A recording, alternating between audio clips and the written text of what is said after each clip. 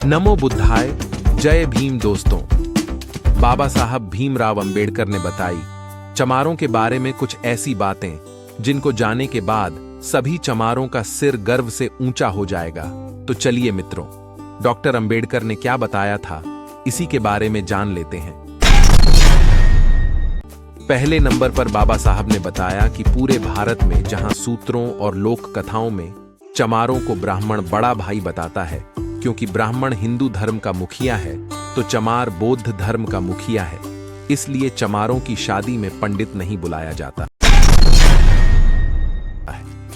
दूसरे नंबर पर बाबा साहब अंबेडकर ने बताया कि समस्त जातियों में सिर्फ चमार जाति ही ऐसी है जो कि गरीब होने के बावजूद भी अपनी मान मर्यादा के स्थान पर मर मिटती है, और इस जाति में आदमी राजशाही कहलाते हैं।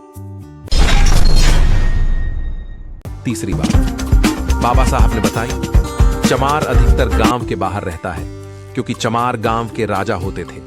इनको ही गांव में डेढ़ बाबा कहा जाता था। चौथी बात अंबेडकर ने कहा चमार जाति से शासन छीनने के बाद उसे धर्म विहीन कर दिया गया था और अछूत इसलिए बना दिया गया कि यह जाति फिर से कभी बौद्ध धम्म न खड़ा कर पाए।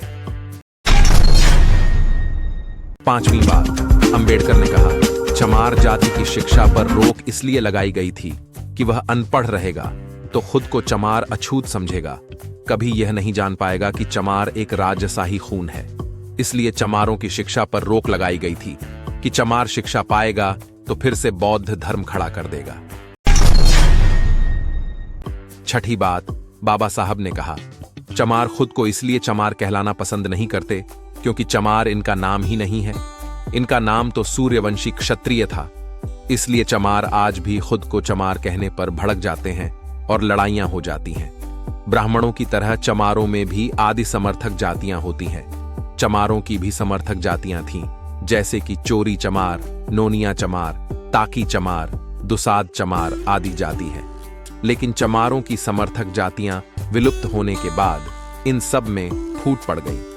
विवाहित चंद्रगुप्त मौर्य भी चमार थे, लेकिन गोरे और सुंदर थे, जबकि चाणक्य ब्राह्मण थे और काले।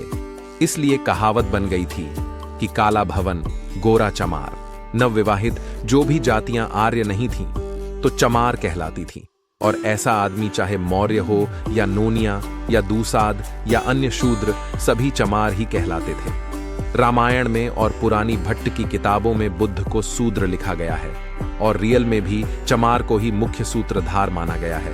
अन्य जाति कभी भी निशाने पर नहीं रहती। तो मित्रों, मेरा हर हिंदू धर्म के चमार भाइयों से अनुरोध है कि अगर वीडियो अच्छा लगे तो वीडियो को ज्यादा से ज्यादा शेयर करें और चैनल को सब्सक्राइब करें।